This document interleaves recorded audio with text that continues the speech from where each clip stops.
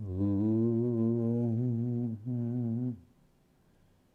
वाङ्मे मनसि प्रतिष्ठिता मनो मे वाचि प्रतिष्ठितम् आविराविर्महेधि वेदस्य महाणीस्थ श्रुतं मे मा प्रहासीः अनेनाधीतेनाहोरात्रान्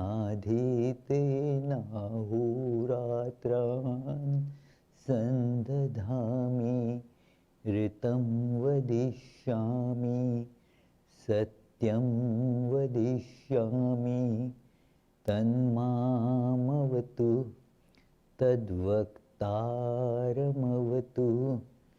अवतु माम् अवतु वक्तारमवतु वक्तारम् ॐ शान्ति शान्ति शान्तिः Om. May my speech be firmly established in my mind. May the mind too be firmly established in my speech. May there be perfect correspondence between my thoughts, words and actions. O self-effulgent Lord, be revealed in my consciousness. May the truths of the scriptures come to me. May not what I learn from them ever forsake me. Let me live my life day and night according to their teachings. I shall speak what is appropriate. I shall speak the truth. May that protect me. May that protect the teacher. Om, peace, peace, peace.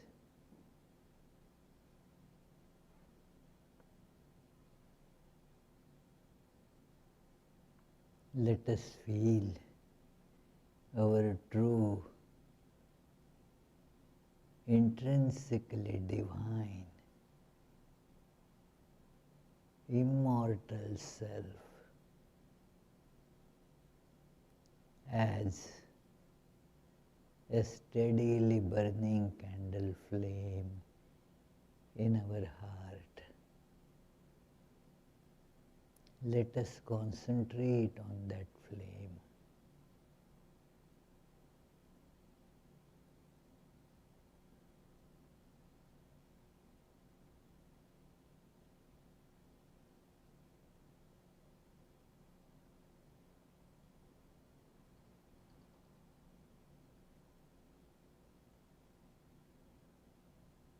The radiance of the divine self has filled my heart.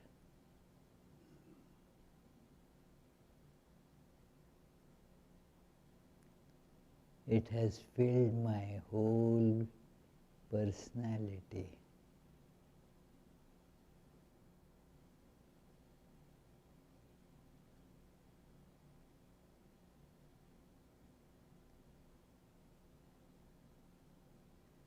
I am feeling that I am divine.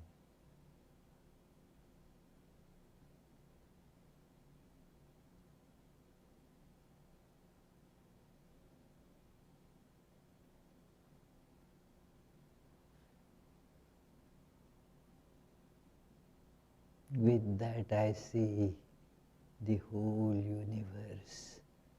Everything is also filled with the same, one without second, divine light.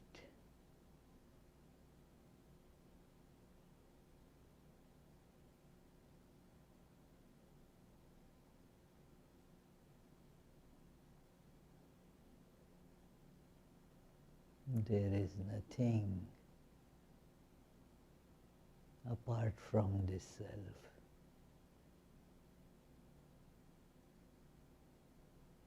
Inside and outside, all one,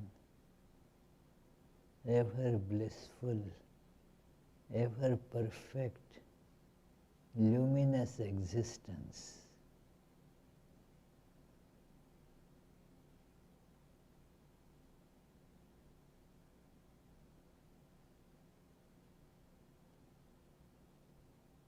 There is no time, no space, no coming, going, no birth, no death. The eternal, unchanging, luminous, blissful being.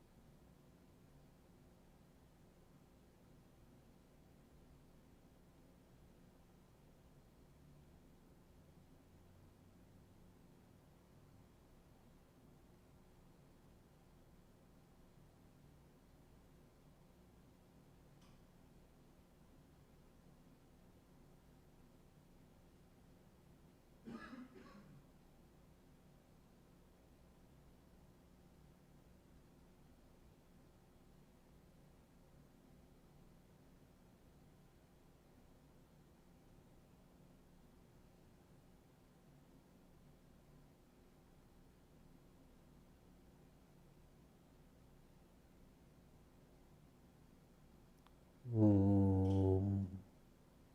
Peace, peace, peace.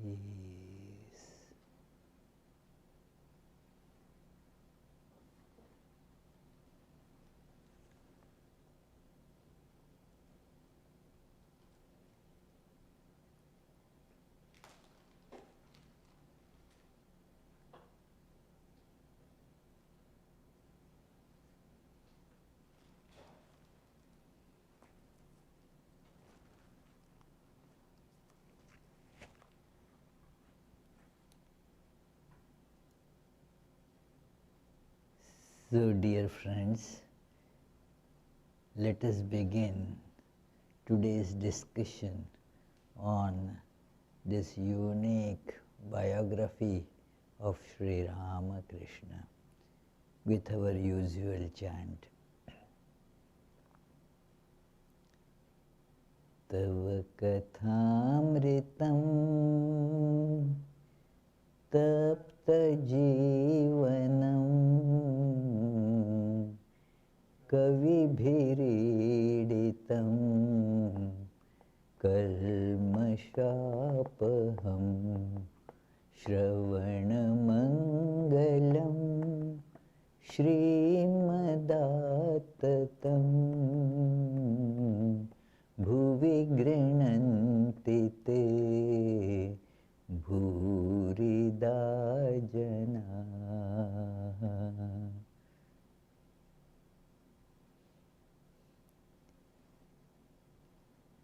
We have been studying the Guru Bhava, means Sri Ramakrishna described as the teacher. Sri Ramakrishna in the role of teacher. This is, biography is like this here, that as a person who is an actor takes various roles. So the person is the same, but in one play acts like this, another play acts like that, another play some other role. So sometimes apparently very contradictory roles.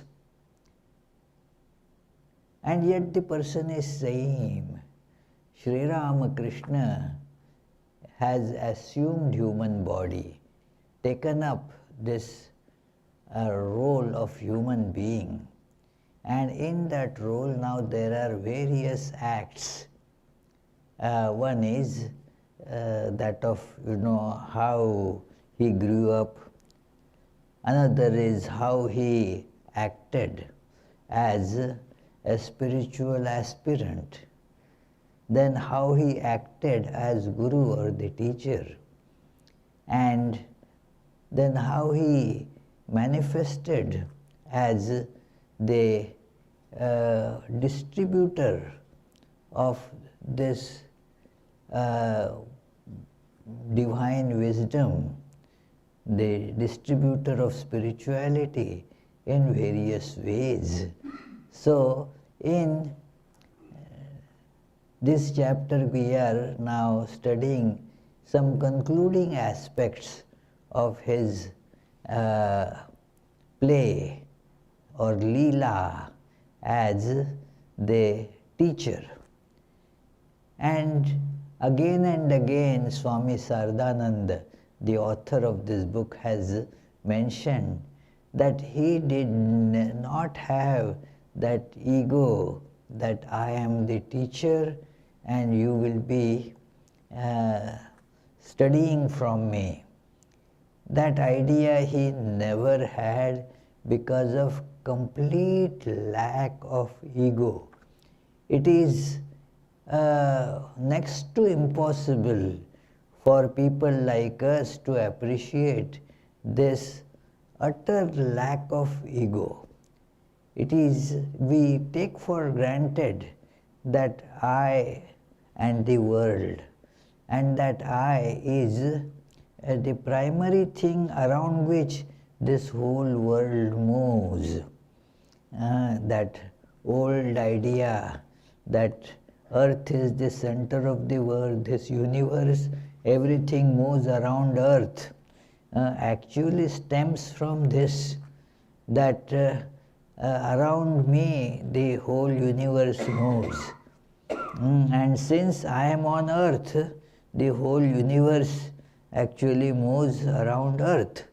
So it is I is so prominent in our awareness, and so all our actions, our thinking, all that has these two components, I and the world. Sri Ramakrishna, because of that spiritual realization, because of that experience of the all-pervading divine, has that I had gone completely. There is no such I and world division. We have to just imagine this, which also is not easy, that complete absence of ego, and yet this person is alive like us, acts like us, speaks like us, says I here, and so forth. But it is completely different from our understanding of I. And so when it is said that Sri Ramakrishna teaches the universe, he is described by this very author, Swami Saradananda, in a hymn that Acharyanam Mahacharyo, the great teacher of all the teachers. So it is, and yet his teaching is completely of a different nature. So here we have been seeing that how Sri Ramakrishna, through complete self-abnegation, complete renunciation of ego, has become an instrument in the hands of the Divine Mother, as it were. Just an instrument, just as an instrument doesn't have an ego, that like our Paul's car, he came after a long time. He he decides where the car has to go. The car doesn't decide how I have to go. The car is an instrument. You decide where to go and drive the car there. It is, so instrument has no ego as such. So Sri Ramakrishna became an instrument. We all are instruments, but we don't know that because of our ego. Sri Ramakrishna consciously understood that I am the instrument, and whatever mother wants, she gets it done from this instrument to the capability of that instrument.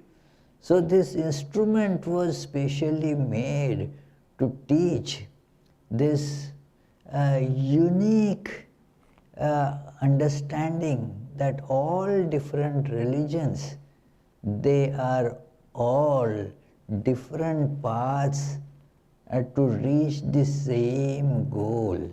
There is nothing like superior or inferior amongst them.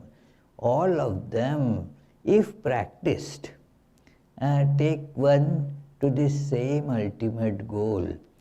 And this is something very unique. One may say here, as we shall read this part on 646, page 646, the last bottom paragraph. Many of us have now come to know that many people were charmed upon hearing for the first time this great liberal message from the Master.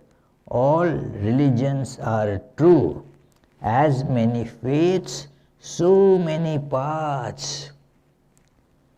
Some may object, saying that at least a partial version of this liberal message can be found among the rishis and religious teachers of the past. Yes, you find that it is in Rigveda, for example, that is quoted here just outside, you read it, that ekam sad vipra bahudha vadanti, that the truth is one, and the sages call it by various names. Sri Ramakrishna repeated the same words. So, how do you say that Sri Ramakrishna is unique in this respect? There have been other sages also who have kind of proclaimed this idea. It is true. Swami Saradananda says, but look at the uniqueness. Many have this thought that all religions have something good and something bad. So take the good of all religions, and that is good. So all religions have something good and something bad. So look at the good of all religions, forget about the bad in them. Sri Ramakrishna did not follow different religions in this way. Let us see that it is. If one scrutinizes this matter thoroughly, one finds that those teachers used their intellects to reject some parts of each religious faith, extract the essence of each, and then somehow try to show a harmony amongst them. That there is some part of each religion and that needs to be discarded. Take just the essence and show that the essence is same in all religions. That is what they did. Sri Ramakrishna's method, or what Divine Mother got done from him, is like this. The Master, however, practiced the sadhana that each faith, without rejecting any part of it, and with equal attention, equal affection for each one, and thereby reached their respective goals. Thus he experienced a harmony of religious faiths that had never been experienced by any teacher in the past.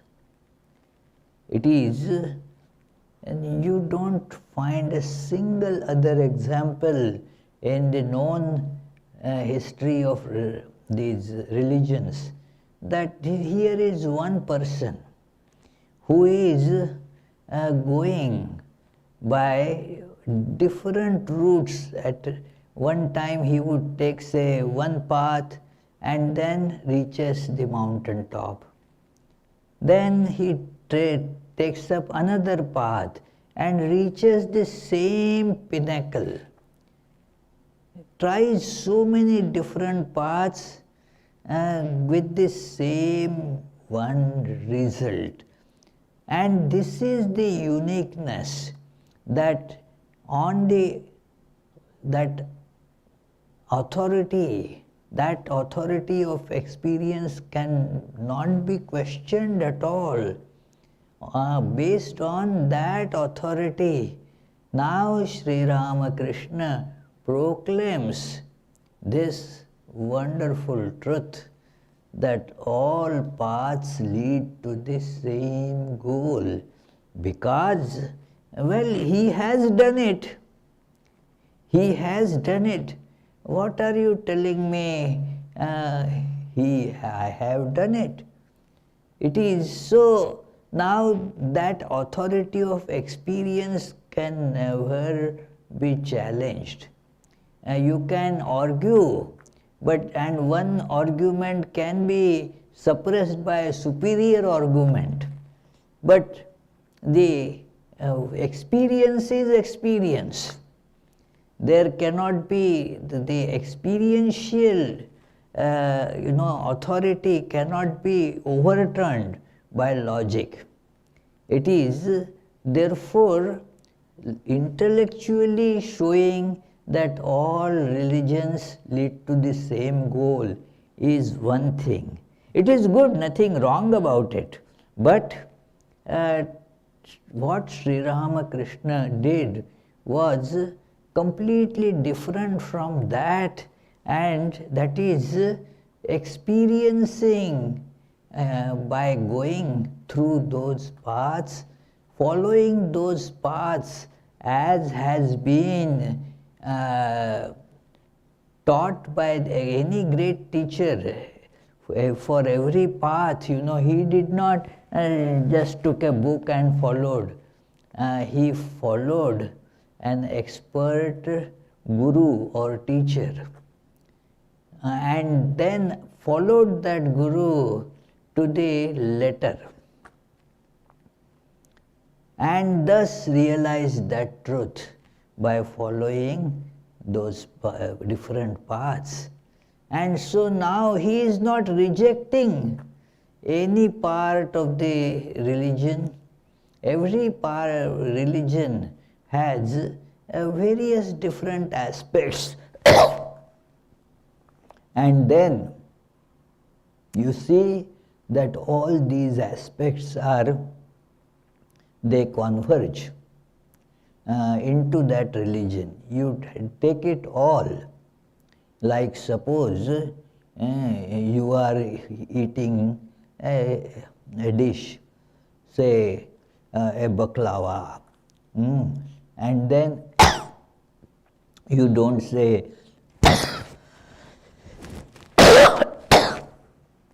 something went into my throat, it seems.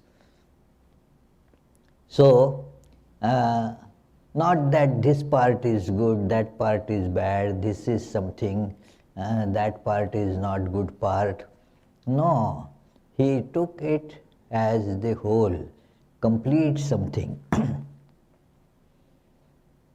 And then followed it, and then showed that all different faiths lead to the same one ultimate goal. This is the uniqueness, having himself experienced. It is very different from logically showing that, look, this religion also says this religion also says this, so they all are saying the same truth. Thank you. Keep it.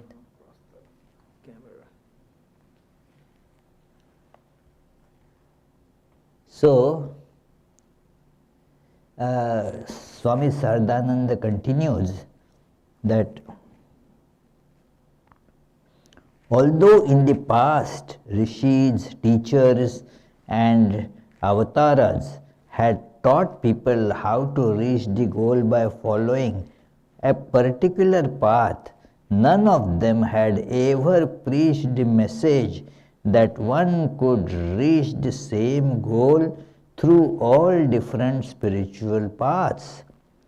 During his sadhana, the master wholeheartedly offered all his desires at the feet of Divine Mother and firmly resolved that he would never return to the realm of Maya. He wanted to stay on the plane of non-dual consciousness, but the Divine Mother did not allow that. She preserved his body in mysterious ways for one purpose: to eradicate as far as possible religious narrowness from this world. And we see that if you look at things, how things were in the world 100 years ago, and now you see much difference. Now, just take the case here in Providence. We have so many interfaith clergy groups here. On various different platforms we meet. It is now a gone idea that my religion alone is the best. At least publicly, people do not say that. 100 years ago, the situation was completely different. And during the times when Vivekananda came to deliver this message, it was not at all properly understood. He was being heckled, and many said, you are a good man, but then unless you embrace Christianity, you are sure to go to hell.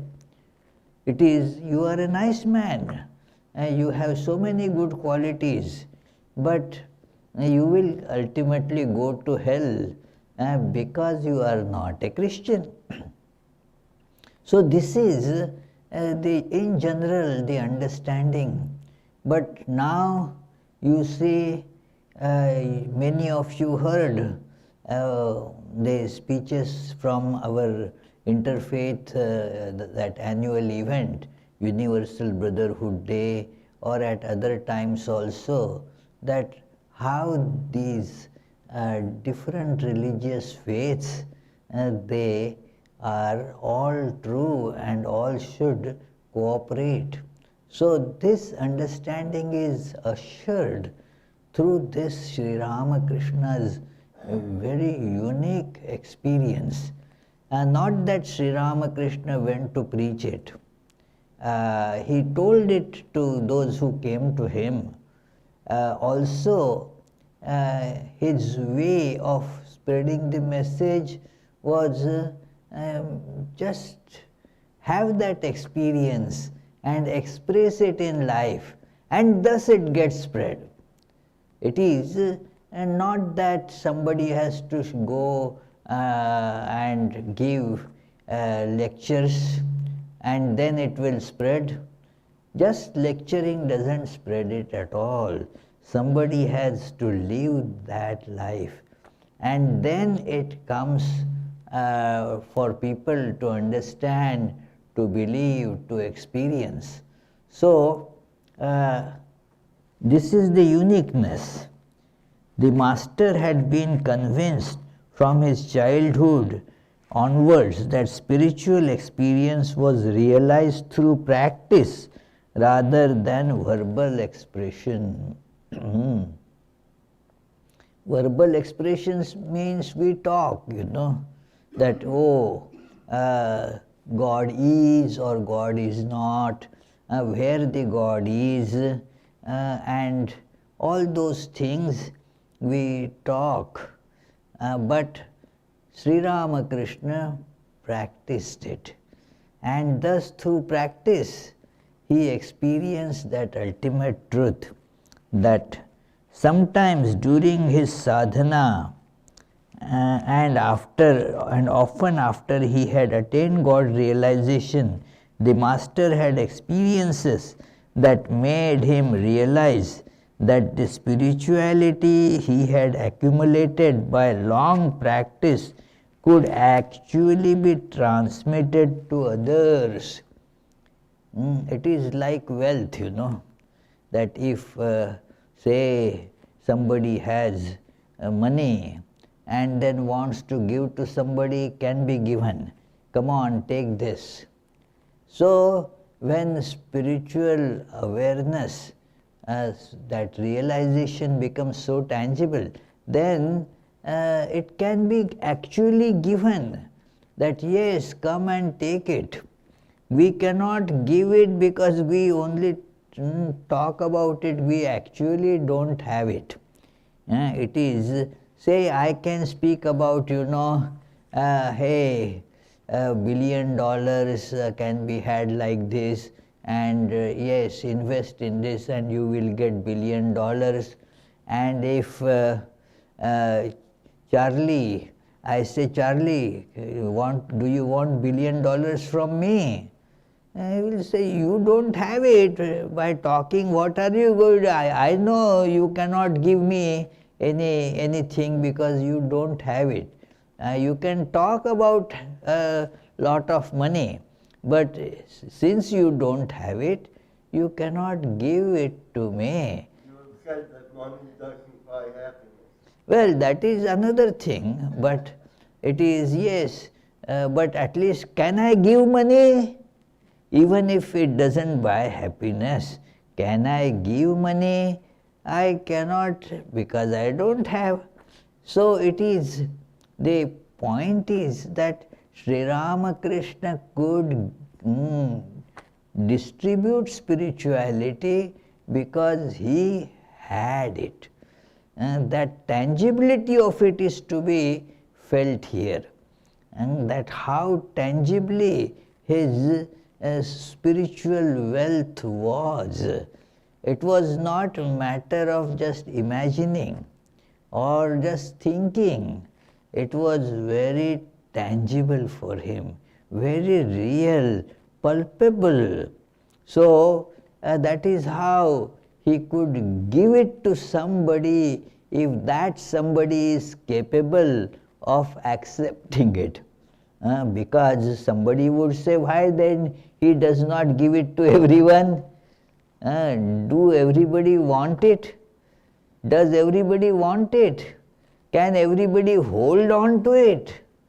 That is the question. So therefore he won't give unless the person is quite capable of holding on to it. So, but he saw he could give it if somebody is eager to take. Many times in his life the master saw the evidence that the Divine Mother had made him an instrument of her grace by storing spiritual power abundantly in him and sometimes using it on behalf of Mathur and some other special persons. Before he experienced this himself, he understood that the Divine Mother would use his body and mind as instruments to bestow her grace on a few fortunate people. But he depended completely on the mother, so he did not try to understand this. Trying to understand is a weakness. When I do not actually experience it, I try to understand it. But when you actually experience it, there is no further need to stretch your intellect to understand it.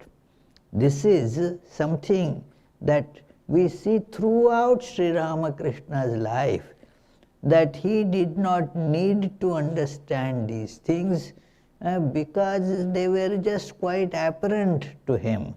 Sometimes because of the poverty of our language, we use the words like understanding. Sri Ramakrishna understood, but the words this understood should be taken there not in the regular sense of the word. When trying to express the realization of religion, our language falls tremendously short. There are no adequate words for this. After all, language is made to communicate the ideas which are common to all people. And if they are not there, then it is difficult to communicate. It is like we can ask people that it is what movie is going on in that theater, and the meaning gets understood by people clearly. Nobody say what is theater, what is movie, because people know those words, so they can be communicated. Many words or sentences that we use, they actually do not have that meaning, but we automatically take the derived meaning.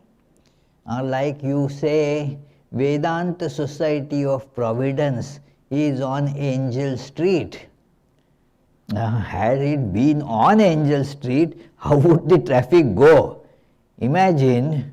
But we understand that it on Angel Street means by the side of Angel Street. Nobody thinks that it is on Angel Street, because everybody has that common understanding of language because of our experience.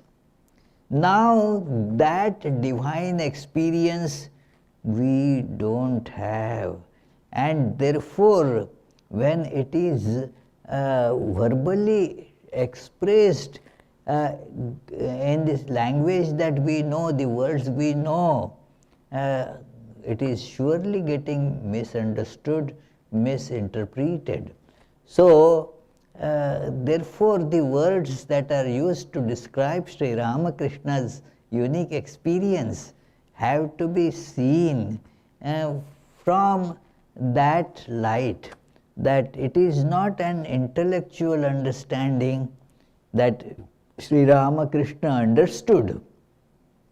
Does not mean that like a teacher in the class explained that how the water evaporates and how the condensation happens by demonstration or by explanation, what is the meaning of the three states of matter, solid, liquid, gas.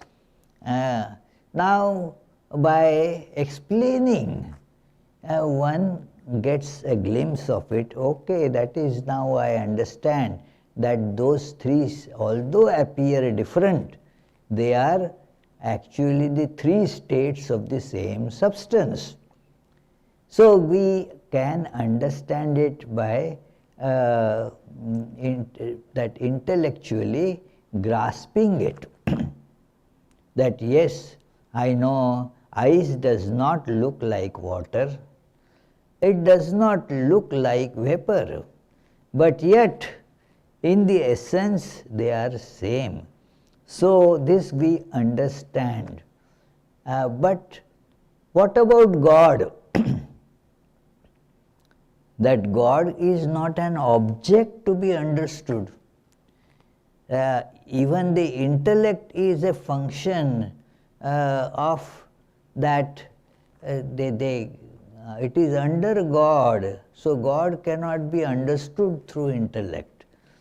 So it is there is no way that the language can express or give the understanding of God. This point needs to be noted when we see Sri Ramakrishna's experiences explained through words. The words are actually not capable of explaining it, but since we don't have any other way, we try to use words. So we must always remember that it is not complete. After the pilgrimage, the master began to feel deeply that the Divine Mother had started a new Leela, that is play, and was working through his body and mind.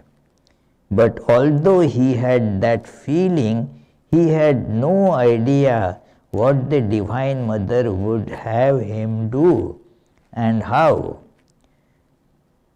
she would direct him and where she would ultimately take him.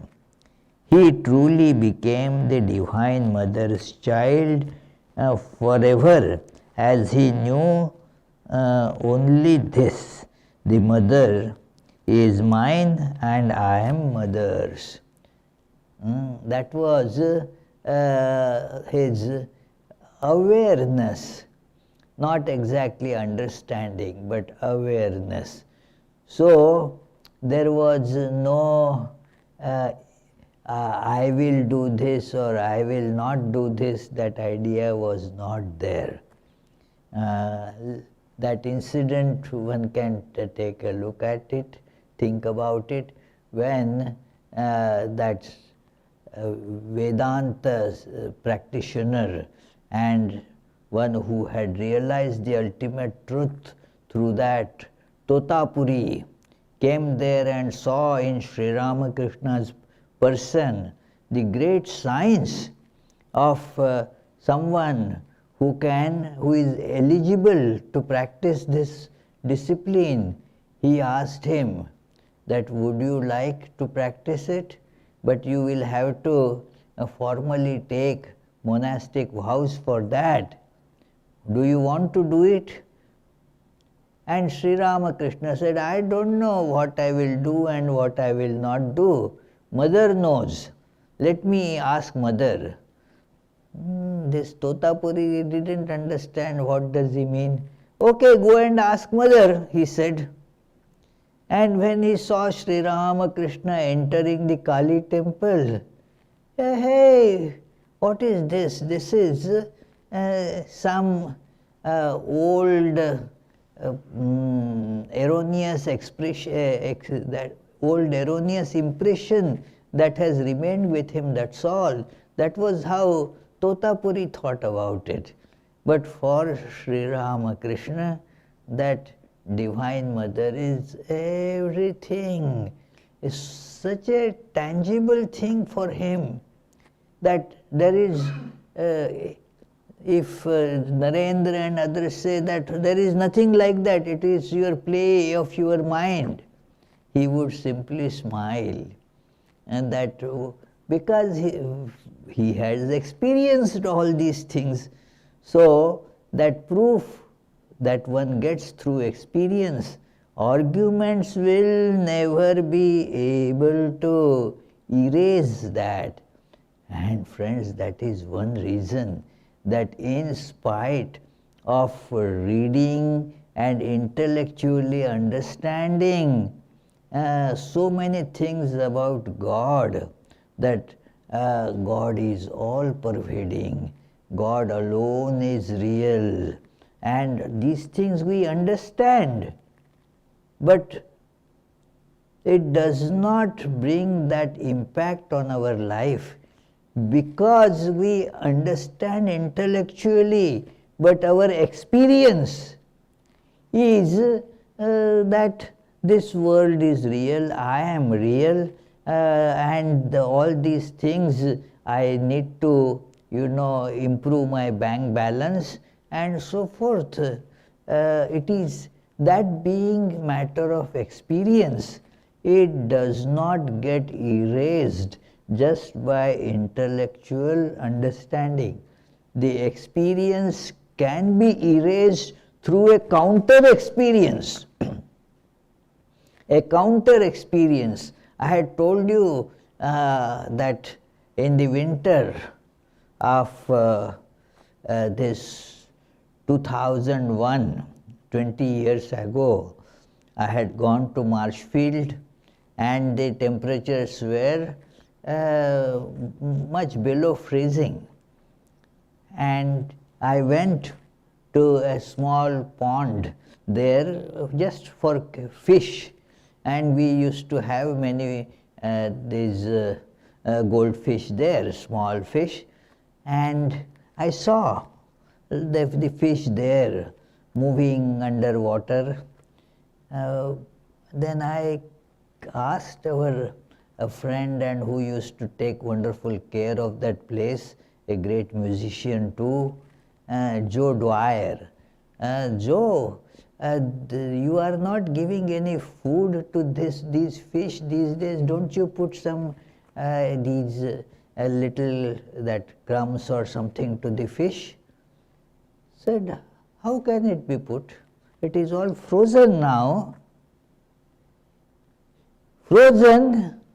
Don't you see the temperatures? It is frozen. Frozen? I don't think it is frozen. I said that I saw the fish moving under. It is water, not ice. He laughed at me. Now, my experience that it is water was not going to be countered by his reasoning. So I insisted that it is water, and he knew it is ice, his experience. So he said, come on, let's see. What do you say? It is water? Come. And we went to the pond, just about 200 feet walk. So, and then there, I showed him, don't you see this water? The fish? He said, I see that there is this fish, but it is not water, Swami, it is ice. I was not believing it. And then he said, come on, take this stick. And then, now no reason is required. It is ice. Now what changed? Argument could not change it. It is the experience, and this experience therefore is to be aspired for. Arguments will never be able to change our this desire to enjoy this world, going after the worldly pleasures and so forth, because arguments are no answer to experience. It is another experience has to be generated. A counter experience has to be generated. Then that will be able to counter it. And how to do that? Do the practice. Another experience comes, and then that will be able to negate this experience. It is described in the Yoga aphorisms by Patanjali, that how this yogic experience will be able to remove all the attractions of the world.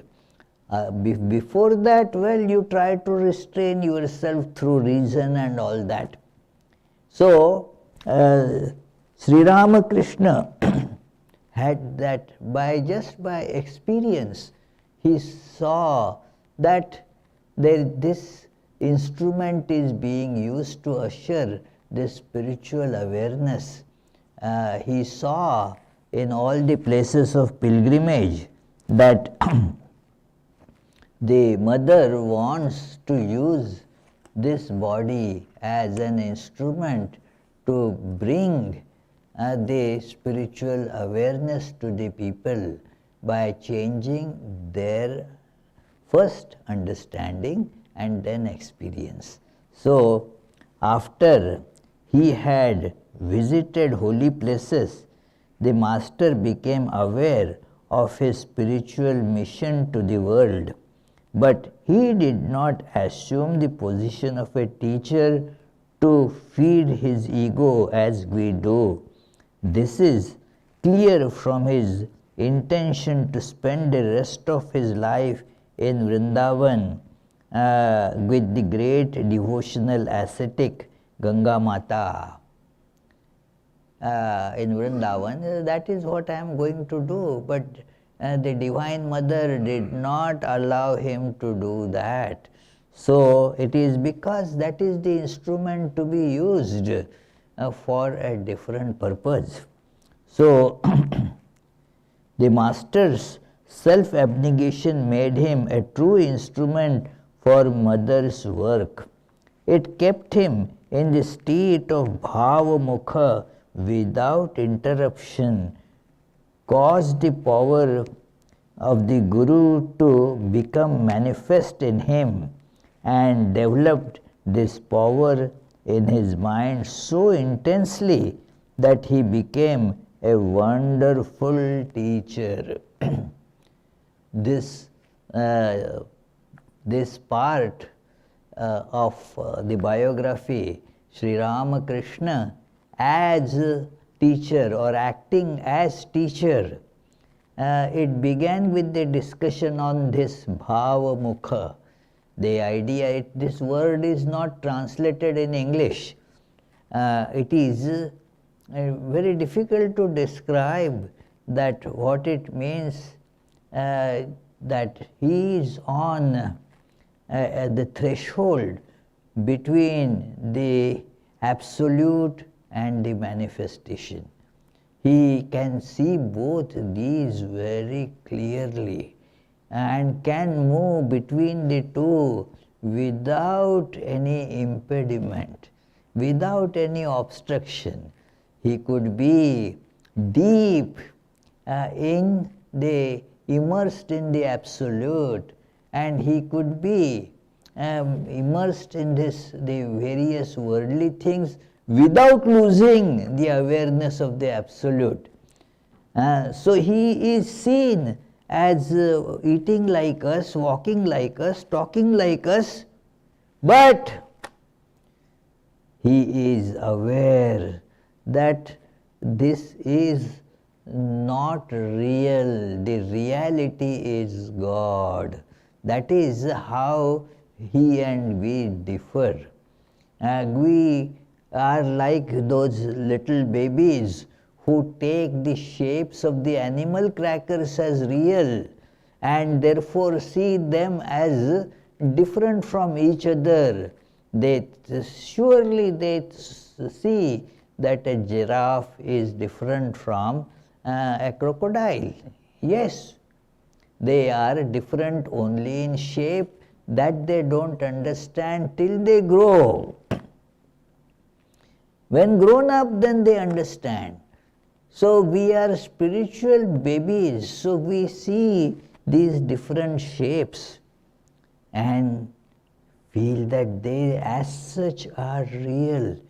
Sri Ramakrishna, even when he is seeing the shapes and identifying as different from each other, yet is very sure that the shapes, they come and go, they are changeable. The inner substance in all these shapes, that is same and it doesn't change. So therefore, even while on this plane, when he could see others, converse with others, and so forth, he is not like us. Only to some extent he is like us, but his awareness is completely different, that it is the one being is appearing as all these different ones. So that was what was called as bhava mukha. And here in that state, now his body and mind became an instrument to teach the people around by just that practice. Not that he had to give lectures. Lectures do not do much. It is the Sri Ramakrishna's being does all that. It was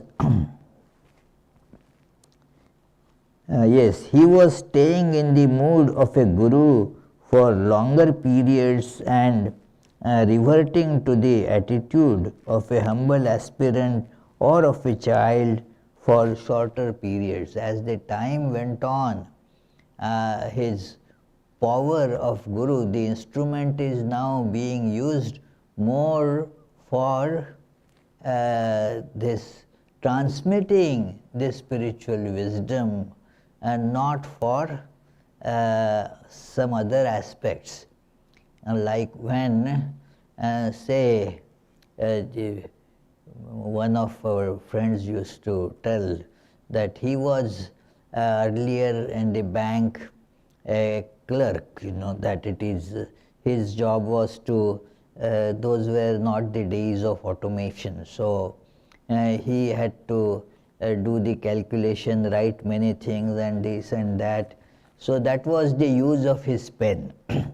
His pen was then used for writing all these things. Then writing the checks and all that. And then he became a manager. And then his job was to just look at those things and then do his signature. His signature was important. So now the same pen, but is now less used for writing other things, more for doing signatures. So the only use his pen had, or the most use, was to just signature. And that was how the Sri Ramakrishna's instrument of his body and mind was used now more to manifest this teachership and less of other things. So it was completely impossible for the master to assume the role of a teacher to serve his ego, as we learn by witnessing his many boyish quarrels with Divine Mother. It is the author of this book was witness to this, that how Sri Ramakrishna was not consciously assuming this role of teacher. It is the mother's instrument. And so whatever mother has to do, he has to go along. He has no freedom to choose. So that is his attitude. And there are certain other examples given here. We will see that next Tuesday. The time is almost up. So we shall think about these teachings for a few seconds, and then in case if you have questions, Please feel free to ask.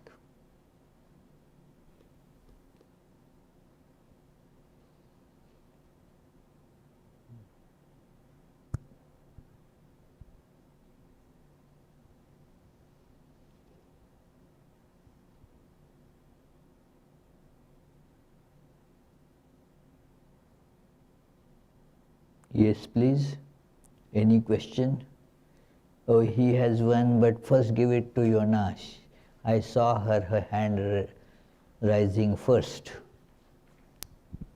I have I have two questions. I don't think so. So the first question is, why did Sri Ramakrishna have to go to the Kali temple to ask Mother Kali if he had awareness that she's everywhere? And the second question is, was Holy Mother also in Bhavamukha? Oh, well, let us begin. Very good questions. Why Sri Ramakrishna has to go to Kali temple? He was used to see Mother Kali there. And that was right, the conversation was happening right there at Dakshineshwar, near the Kali temple. So he went there. But that should not be, construed that without going to the temple he could not converse with Divine Mother. We hear his, conversations with Divine Mother even when he was in his room.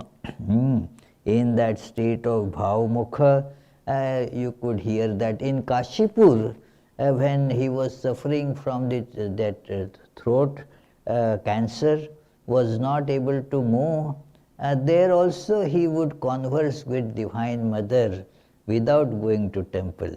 So it is while the temple is at hand, he could do that, and that too not always. So not that he had the need to go to Kali temple, but he could do that conversation, asking to the Mother Kali in a familiar way by doing it. That's it.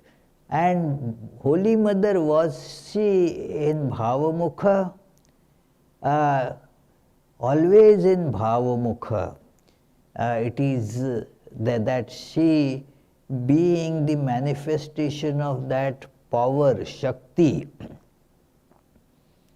she was always seeing different things, doing various different works without the losing of the awareness of Divine. So she was certainly always in Bhavamukha, although that word does not get used in relation to Holy Mother. But since you have asked the question, I would say she was always in Bhavamukha, rarely going into the plane of complete samadhi. That was not even needed for her. It is well, very difficult, dear, to speak about that, what Holy Mother as such manifested. It is the complete awareness of God, the one reality that never ever left her, and yet she was seeing all this diversity and working in that diversity like the most ordinary looking village woman who did not go to school and so forth. So it's a very strange, inexplicable phenomena, but one can feel it, you see. Yes, Charlie, you have a question? Yeah, you said today that there are not good parts and bad parts of religion. I knew Charlie is going to ask this question. But a Okay. while ago, there was a monk in the Ramakrishna order who was not a non-dualist, and you seemed to feel that it was a bad thing that he was offering that point of view. Well, it is not uh, that his point of view was not agreed upon by me, that's all. But there are thousands of viewpoints that I would say that it is not right because it does not agree with my viewpoint, but not that that is a bad part of religion. It is, there are various different ways. There are, turns, like when you are going on a mountain path climbing to the peak, and then sometimes you have to actually go up, but the path is such that sometimes it goes down and then up. So it appears at that time that it is wrong. Oh, instead of going up, the fellow is going down. But that is how the path for that person is. So as a path, it is fine, perfect. Yeah. Any question, Ajay? Yes. There are a couple web questions. Please, slowly, enunciate it slowly and loudly. First web question from Nandini Putiyedat. It's a two-part question. Okay. What is Shraddha and what is Prajna? Oh, well, that was not really something discussed today, but I will still look at this, that and we will take a little time to see this. Shraddha has been described as faith in the words of the scriptures and the Guru. And that is how Shankaracharya tells that शास्त्रस्य गुरुवाक्यस्य सत्यबुद्धि avadharanam, that what the scriptures are saying, what my Guru is telling is true, although I am not experiencing it. My experience is different. But instead of taking my experience as real, I will take the experience of my teacher and the scripture to be real. So this is called Shraddha, a faith, a dynamic faith that tells me that although my experience is not so, I will not go by my experience, but what the scriptures are telling, and that is called Shraddha.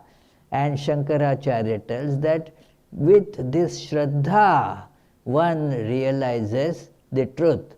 Sa Shraddha kathita sadbhi yaya vastupalabhyate. Then the second thing, Prajna. Prajna is that power of knowledge. Now, of course, this word prajna has been used in different places by different books in a somewhat different sense. But one way of understanding prajna is that a superior faculty of knowledge, whereby you can see the different viewpoints in a harmonious way. It can also be seen as the seeing that one reality in all different manifestations, that understanding, that knowledge, that is called prajna. Yeah. Second question from Kedar Damle. Yes. Why did Sri Ramakrishna get married, but some of his intimate disciples did not? Oh, well, in this book, Sri Ramakrishna and his divine play, there is a complete section devoted to that discussion. Why did Sri Ramakrishna get married? In short, the reply is that to put this ideal to householders as well as to monastics.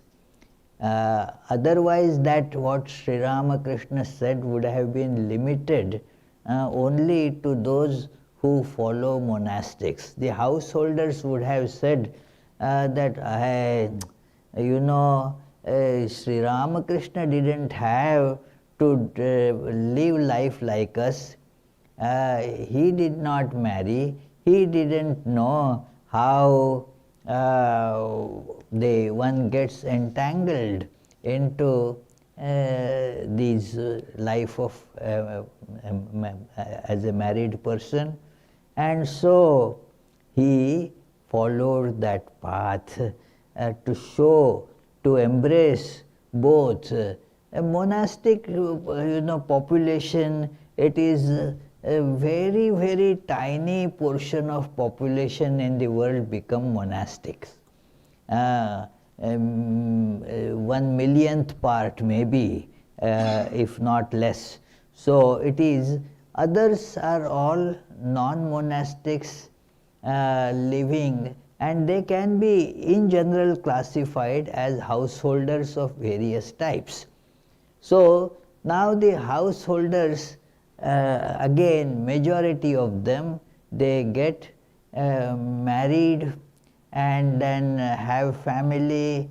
So Sri Ramakrishna's major part of his teaching was devoted for them, because that is the major part of the society, and that could be done by Sri Ramakrishna himself, assuming the role of a married man. So he married. Another reason told here is that he showed that even after getting married, one can practice the detachment from the joys of the flesh.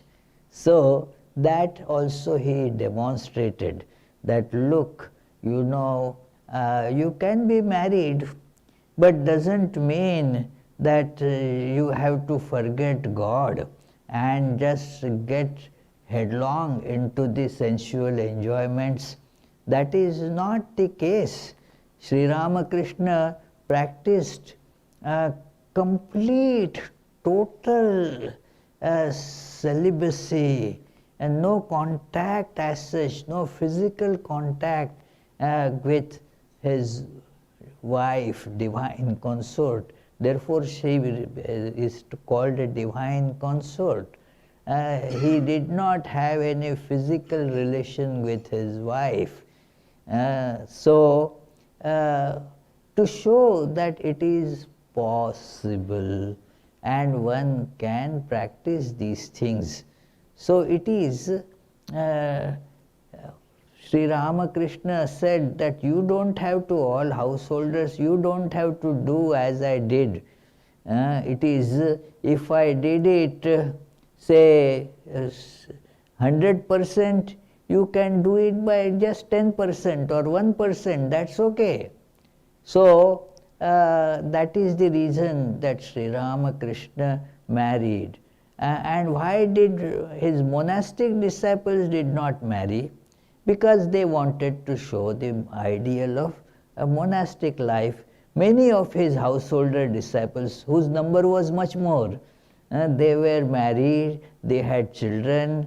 The most glorious example is that of M., through whose great book, Gospel of Sri Ramakrishna, world learns about the message of Sri Ramakrishna. So he was married, had children. So that was the householder disciples of Sri Ramakrishna, and there were the monastic disciples of Sri Ramakrishna, both expressed two aspects of Sri Ramakrishna's life to fullness. So that is why Sri Ramakrishna took to marriage, but many of his direct disciples became monastics. They did not go to marry. Yes.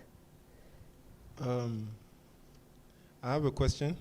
Oh, you have a question, not a web question. No, not a web question. Okay. Is his question. How do we distinguish between idle spiritual talk and a spiritual practice like Shravana and Manana? Idle spiritual thoughts. That's idle spiritual talk, because you talked about, just talking about ideas about God. So how do we distinguish between this kind of idle talk and then something like Shravana, Manana? Oh, well, yes. The two things are different. In just talking about it, one is not at all intent on going to experience it. It is just to win an argument. Somebody says God is like this or this is spiritual, and then you argue with it, no, this is spiritual. So both they talk about it, but or think about it also, but that doesn't have the component of experience to them. So this idea that listen to it, get it in, I think that is the title for the coming Sunday talk, learning to listen. That is, listen, and then after listening, you absorb it through meditation, manana. You absorb it and then hold on to it. What you absorb, hold on to it. That is called nididhyasana. This is the spiritual practice. Whereas just talking, well, you can be a professor in a university, professor for religious studies. They make sure that you are not practitioner. Funny thing, but that is how it is. You talk, discuss different theories and make sure that it is not anyway connected to me, to my practice. So these two things are very different. Okay then, let us conclude with the closing prayers.